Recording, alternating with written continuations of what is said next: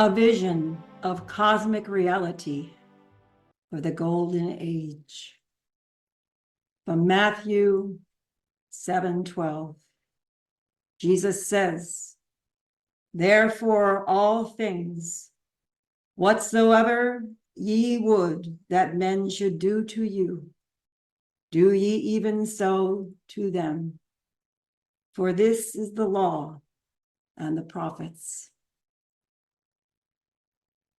As I meditated upon this subject, it has become forefront in our government and this new administration of this 47th president and many of the people of his cabinet. It's been brought to the fore. And why? No matter what political persuasion you may be of, you must examine the meaning of the great golden age to come again.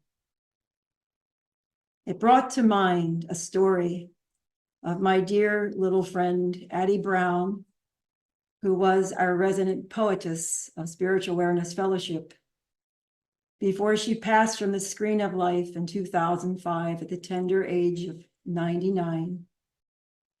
And one Sunday, many years ago, I was driving her to Sunday service.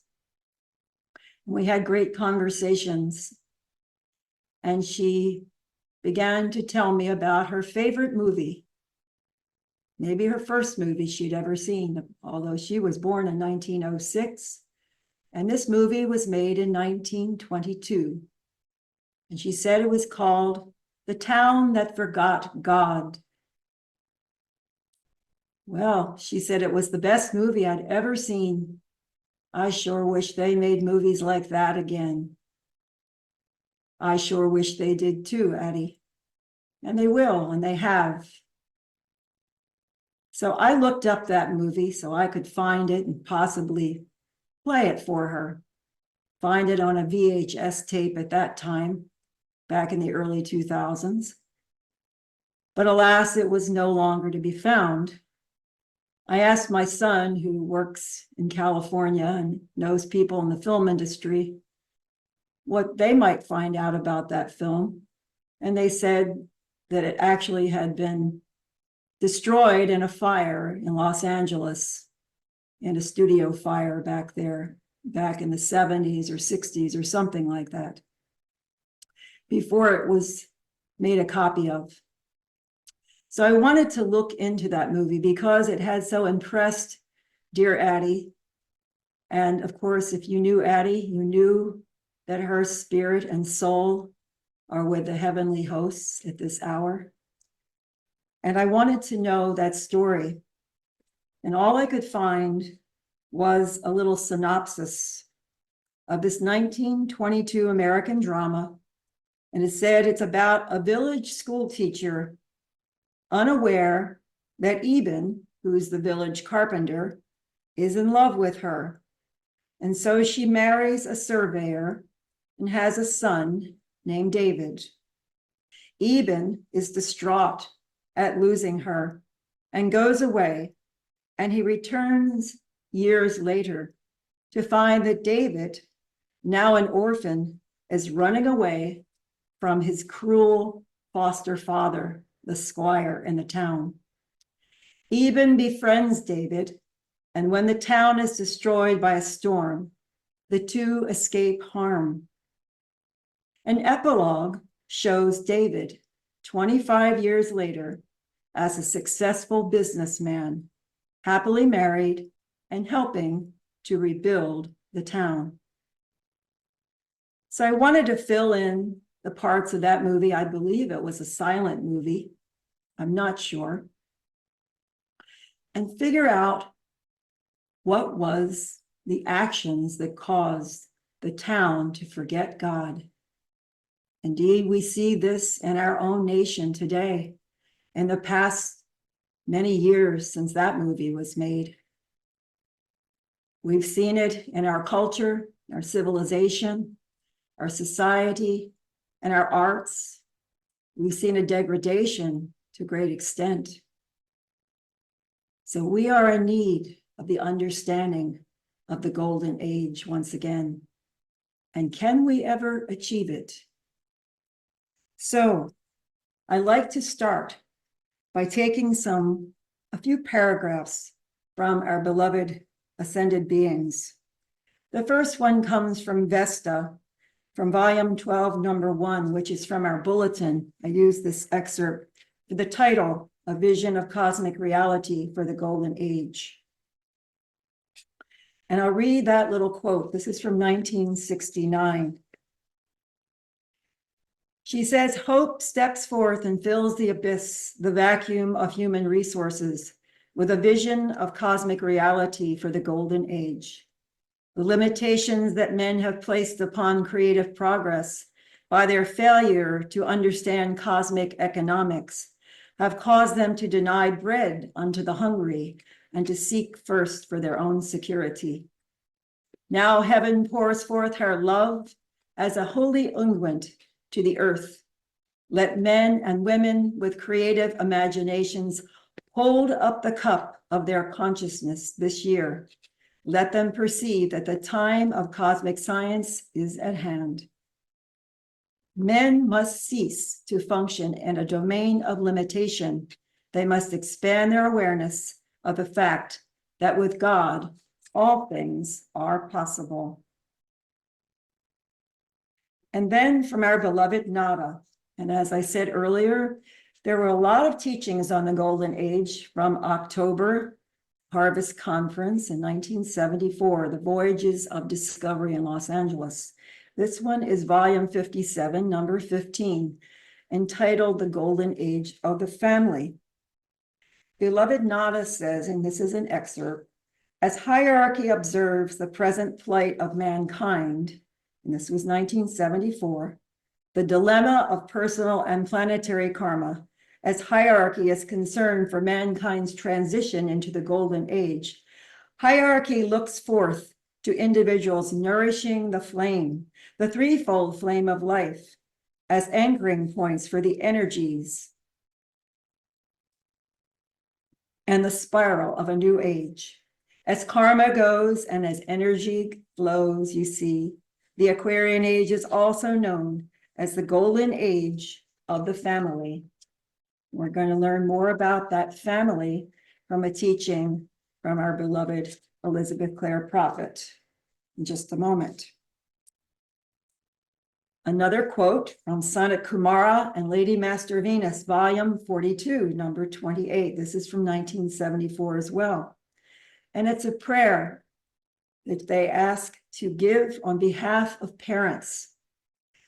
I thought it was interesting the other day was the March for Life in Washington, D.C. That's the annual March for Life, where thousands and thousands of people came to march in Washington, D.C. to the Capitol. They had a rally with speeches with the vice president, a recorded message from our president, and many other fine families and people who spoke on the sanctity of life. And to see the young people there was quite inspiring. So this prayer on behalf of parents, as suggested by Sanat Kumara and Lady Master Venus, says, we come then almost with a sense of urgency to ask for your prayers on behalf of the parents. And specifically, we ask that you pray for the return to holy innocence and the sacredness of the marriage ritual, whereby life, all life, is held inviolate and sacred as the offering of the Most High God. Will you pray for their auras to be sealed in the aura of the Virgin Mary, of Saint Germain, that holy brother, of Jesus the Christ? Will you pray that the Holy Family be restored in America and in the world as the matrix for the Aquarian age and for the coming into form of those avatars without whose presence, I tell you, it will be very difficult for the earth to enter a golden age? And then we can hear from our beloved Godfrey, who was the father of America. He was the first president, and then he gained his ascension in the 20th century. In volume 52, number 17, he gave a dictation, a divine economy for a golden age society. Some quotes from this. He says, "And I am the light for the golden age economy of the nations." He says there is a blocking in the pores of selfhood. There is a blocking of the flow of light in the pores of a nation. And thus there is stagnation, poverty, and decay, where health, abundance, and mutuality to all ought to reign. But in this land, where the sacred labor is still the mastery of self and the discipline of energy for excellence, here the working of the works of the light of the being of man is the offering of a people upon the altar of the Lord for victory and for cosmic flow. America, oh America, rise now and burst through the layers of darkness, those impositions of blindness and of division from within. O America, rise to the height of life in the divine mother and find in her flame the image of liberty. O liberty, how I love thee. End of that quote from our beloved Godfrey. Now there is a teaching I'm going to draw from the Climb the Highest Mountain, Book 1. And this is footnotes from on page 277 to 281. I'm going to take just some excerpts as time is drawing short here today. And the messengers have given several teachings on the esoteric basis of the divine right of kings.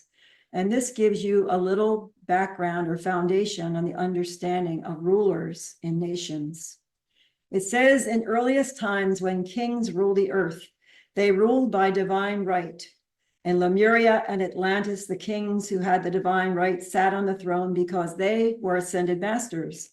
They were not corrupted, nor were they corruptible men. All they could do was administer cosmic justice. In fact, these masters were one with God. They were an incarnation of God. We hear the kings referring to Mondroit, my right, but their right was often misunderstood by those who thought that they meant it is my right to rule. It was not understood that the divine right of the king derived from God, who had appointed him to act as the ruler. So if you pronounce those kinds of statements today, that you are sent by God to rule a people, you may be denounced. So he goes on, his rulership was not intended to be a dictatorial power, but an opportunity to serve the needs of his people, to rule wisely. And thus Solomon in his glory ruled the children of Israel and brought forth a great kingdom. Nevertheless, the kingdom that is within ourselves is greater than any other, because he that can keep himself is greater than he that can keep a city. In spiritual matters, authority is not derived from the consent of the governed, but from on high. And in spiritual orders, the lesser have always submitted to the rule of the greater. This is the concept of hierarchy, and it is divine right of spiritual initiation, which gives to mankind the rulership of many things when he is faithful in a few. So it says here that thus God conferred the divine right to rule upon the ancient kings. They were individuals who had progressed in hierarchy to a position that allowed them to hold a certain balance for the people. But they needed to be able to anchor God's power on earth, and therefore the violet flame was given to them. The violet flame was not revealed to the churches at that time, but it was revealed in part to the kings of the earth as a very secret ritual by the great masters. They recognized it as a divine right of kings, of the ability to confer upon the kingdom a special blessing. They did not invoke the violet flame. They knew of its power inwardly to a degree, but they were not conscious of it outwardly. They didn't have the same knowledge that the Brotherhood has released today. But imbued with a violet flame was one of the secrets of the kings, and is why they wore the royal purple. And the magicians of the courts were actually initiates and the Great White Brotherhood, who protected the divine right of kings, like Merlin.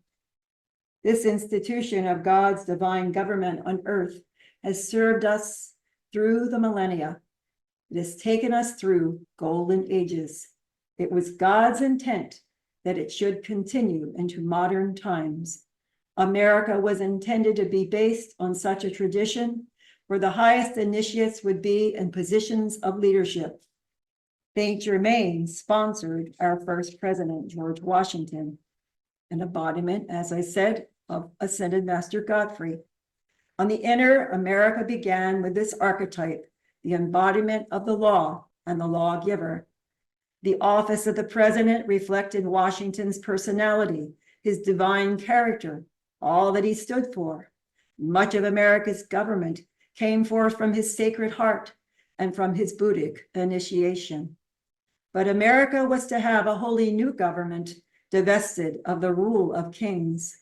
By claiming their inheritance as sons of God and accepting the salvation of the Son of God, the elevation of the real self within their temples, the people would be anointed with the original divine right of self-rule, and thereby the government of the United States of America, of the people, by the people, and for the people, would in reality be upon the shoulders of the Christ self of every man, woman, and child.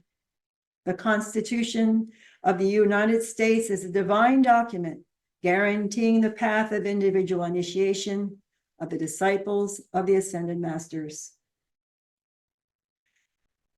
Thus, government in America is based upon the rule of law, which has come down through the tradition of English common law. In this tradition, it is believed that judges and lawmakers do not make law, they only discover pre-existing rules and principles and apply them to the controversy at hand. So that just shows you that when you keep God at bay in your government, you will create a chaotic society. That's my side note. It is intended that judges and rulers be oracles in touch with that mysterious presence, the law, which has an independent existence, and about that which we know very little.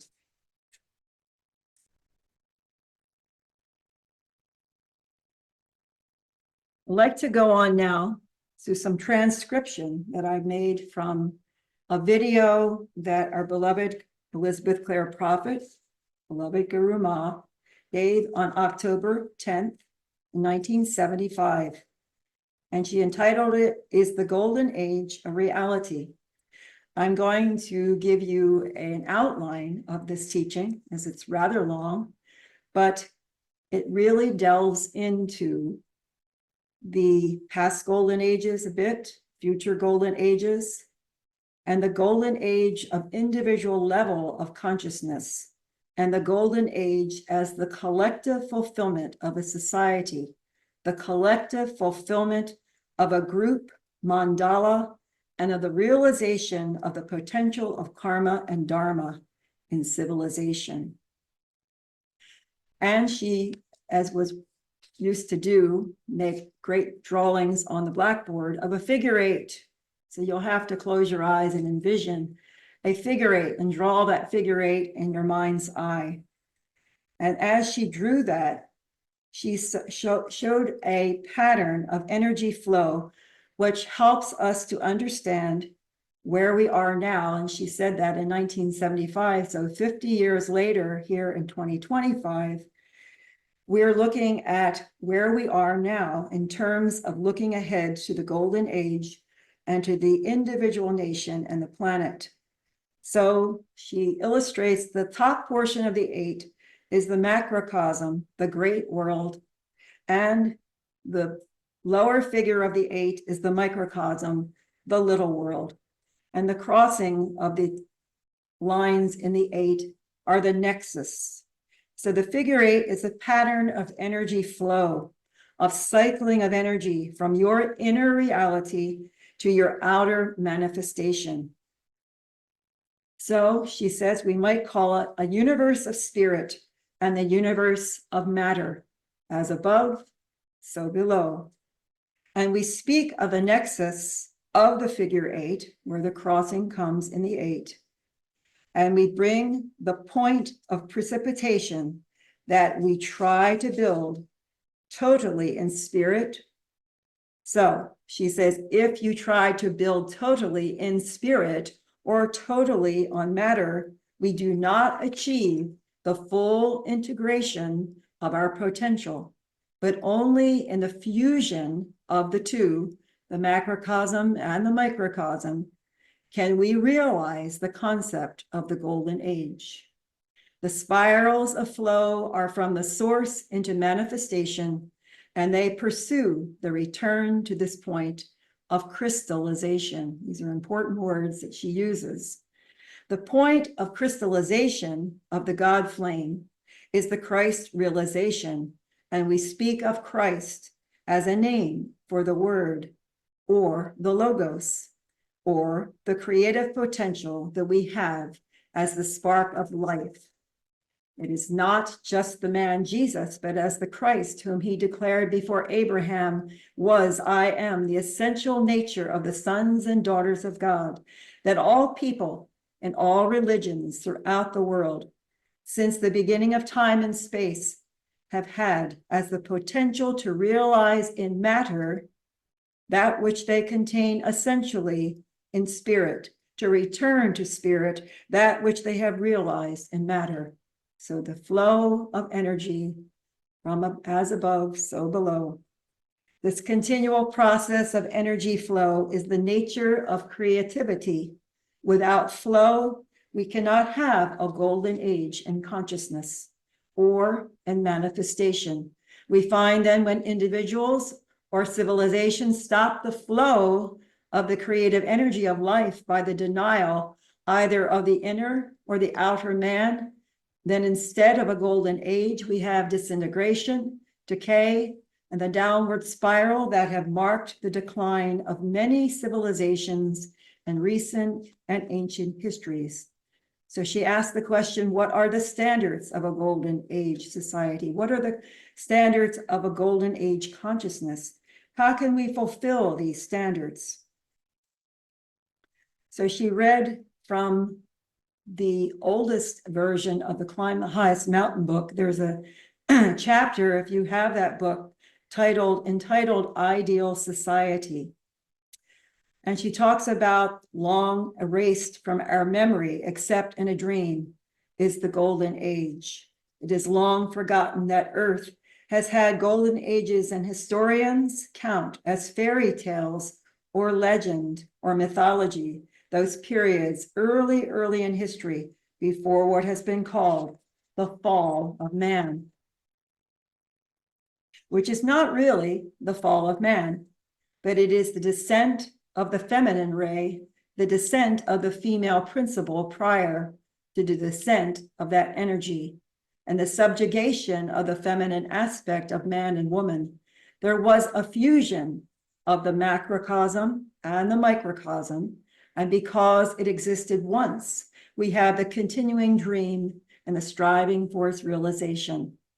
We see the Grail, the Holy Grail. We remember the quest of the Holy Grail as more than a quest for a cup for which Christ drank and the Last Supper. But it was the dream of King Arthur, the Knights of the Round Table, to create that golden age society which Plato dreamed of, Francis Bacon later wrote about, and Thomas More wrote about in his Utopia. And childhood dreams long for this ideal society, and we speak of idealism of youth, reaching out for that which is perhaps unrealistic or impractical, but it is a surge of creative energy that is not yet stagnated in the youth. That flow of life, as above, so below, gives us the sense that we can create the fusion here and now of spirit and matter that help us realize individually, collectively, the golden age society. And we read of this in the Revelation chapter 21 and 22 today, as Lamb as mentioned in the Revelations, is the symbol for this Christos. It's the portion of the self that is the point of the nexus of the flow of crystallization. It appears again and again. The mystery of the unicorn is the pursuit of the unicorn, that fabled animal. What was its mystery? What was its essential energy? It was the energy, and this is the most important part of this lecture. If I could capsulize it, it is flow, the flow of energy. It's either the flow of energy or the stopping of the flow of energy. So she says, so under the tutelage of cosmic beings, the Manus of the races, there were first 3 golden ages recorded by mystics and writers in the last 100 plus years. The first took place in North America, the continent that where we are, and the continent of Lemuria. And the race never descended from their primal awareness of God and the chakras, or at the centers of God awareness. And that was the upper chakras, the crown, the third eye, the throat, and the heart. And they maintained this awareness of self in the upper half of being. They were able to control the lower half, the lower chakras, and to release energy through the heart for, again, the crystallization of the God flame that makes a golden age. Our own heart chakra is the point of the nexus and the figure 8 flow. It is the center of our being. So energies rise and energies descend, and the action of the Kundalini, the raising of the mother flame, is part of the rising process. The drawing forth of the energy from the inner causal body, the consciousness that surrounds the inner I am presence, the descent of that energy, the rising of the energies of the mother, the fusion of these energies of the heart, is the release of creativity within you, each one of us, that creates the components of a golden age society. The citizens of these golden age societies, which stretched across the world, these were called the first 3 root races, the first 3 life waves to inhabit the planet. And they never lost the vision of that reality with a capital R. They saw the Christos in one another. As Mark said in his invocation, we see the Christ, the divinity in each one as we walk down the street. They loved all with whom they share the goal of becoming more of this God. There was no jealousy or competition, for all wanted the best for each one, for we each lifted each other in that consciousness. They lived truly by the golden rule. They loved a man for his intrinsic worth, the unique design of his life stream before God. In other words, with development of the third eye, they had the ability to hold a blueprint, a matrix, an ability that could be filled in and realized.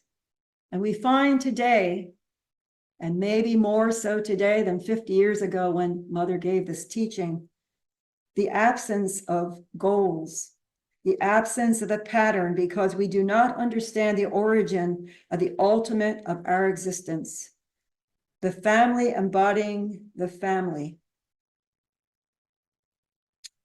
Father, Son, and Holy Spirit. Those 3 words indicate power, wisdom, and love.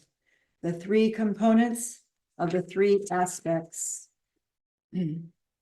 that are the foundation of the flame of life, as Nada spoke of the golden age of the family, the basic unit of the divine society, the family, because it is a nucleus of the Trinity.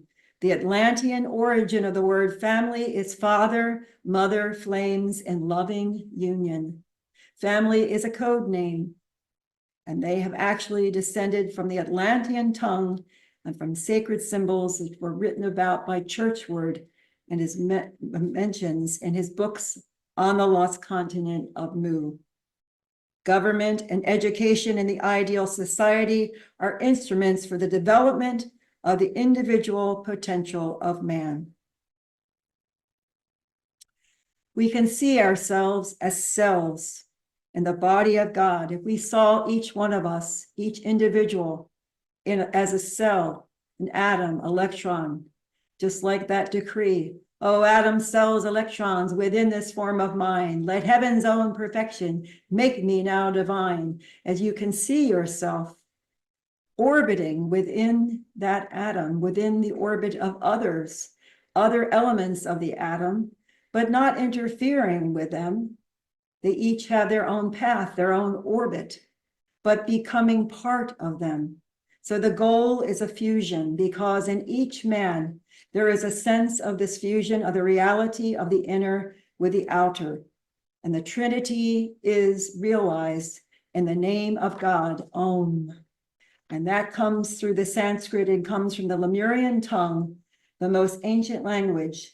And the Om is the symbol of Alpha and Omega, the beginning and the ending converging, and the ending converging in the center for the precipitation of you, the Om, Aum, A-U-M.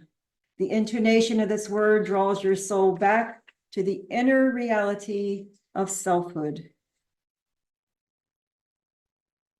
She says, beloved Casimir Poseidon said, if we strive to do well, we will do well.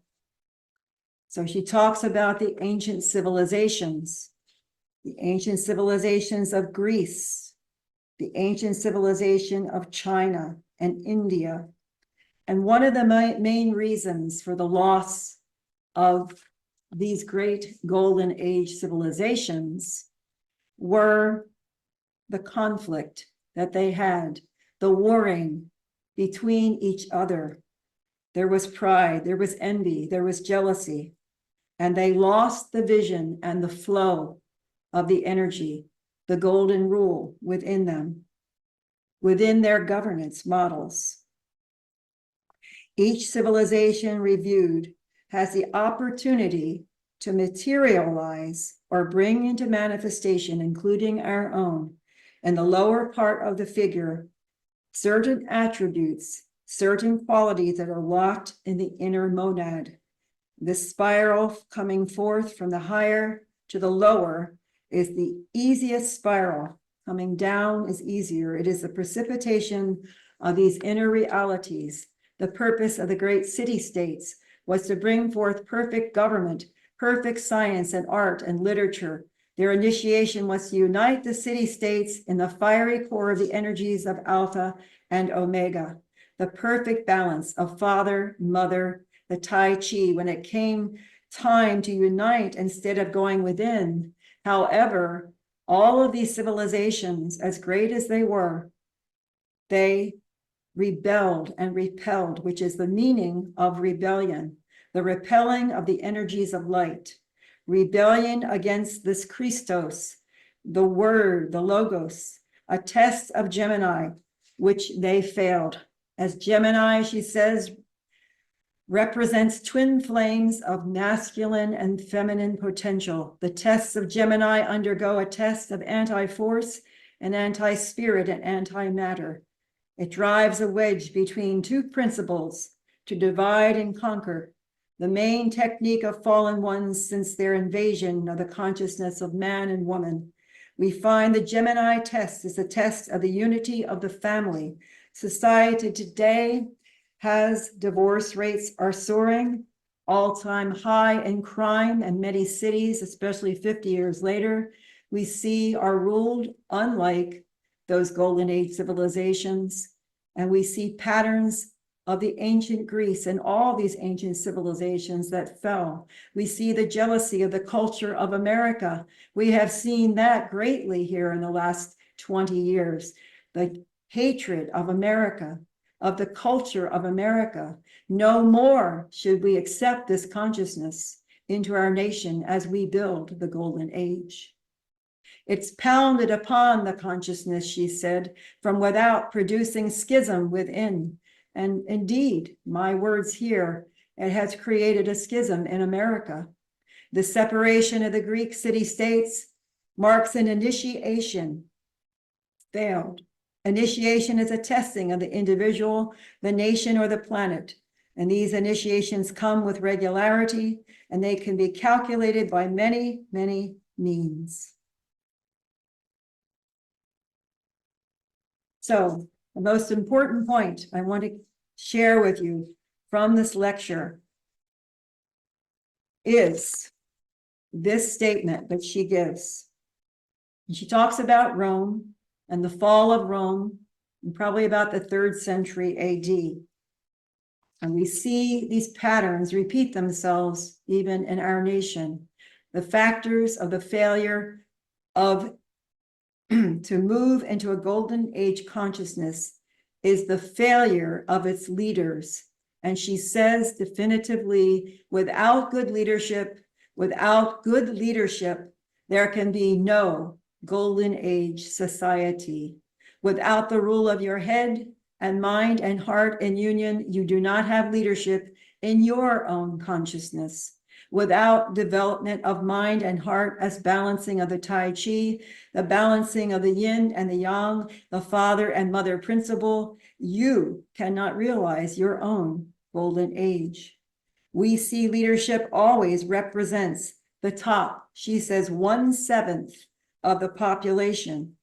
And those serving on the first ray are those leaders. And when they use their authority for indulgence, and when they fail to be at the nexus of the crystallization of the flame, when they descend only into matter and ignore the cycles of flow, the honor, the nobility, the responsibility of that flow, everything beneath them in the civilization breaks down. Where the people of the nation or the civilization lose confidence in their leaders, there is this schism, this tearing apart in terms of leadership. And those who follow you can again see the figure 8. The leadership must represent the macrocosm and the grand design, the larger vision of the victory. So the leaders must have a vision. They might not necessarily carry out all of the plans for their administration or their leadership or their role, but they have the vision and they hold the vision. And all those who are the followers must see how the vision is materialized, is brought into action below. So in society itself, as people assume their roles in the mandala, there must be this flow of cosmic consciousness. So the leaders having to resort, when they do not follow this flow, the leaders are having to resort to intrigue and deceit and patterns that we've seen in leadership in these times, 1975 and 2025. In order to preserve their status as leaders, we see the population losing respect for them and their leaders and turning away from their leaders, and without respect, there is no returning of the honor, the upholding, the support of leadership, and society breaks down. We almost must be aware that our souls do not lose confidence in our ability to focus the Christ consciousness and the flame of the spirit of your own soul, and can go into a state of depression, despondency, and despair, and it does not recover or receive the watering and the flow of the Christ mind. So we must be very careful of our own conscious state. So there we have seen a snapshot of this teaching that beloved Elizabeth Clare Prophet, Guru Ma, gave us. And indeed, this teaching is so invaluable to understand where we are today in our government, in this nation, America. So societies that could have released a golden age, the failure return to the spirit after the creation of matter is the cause of the collapse.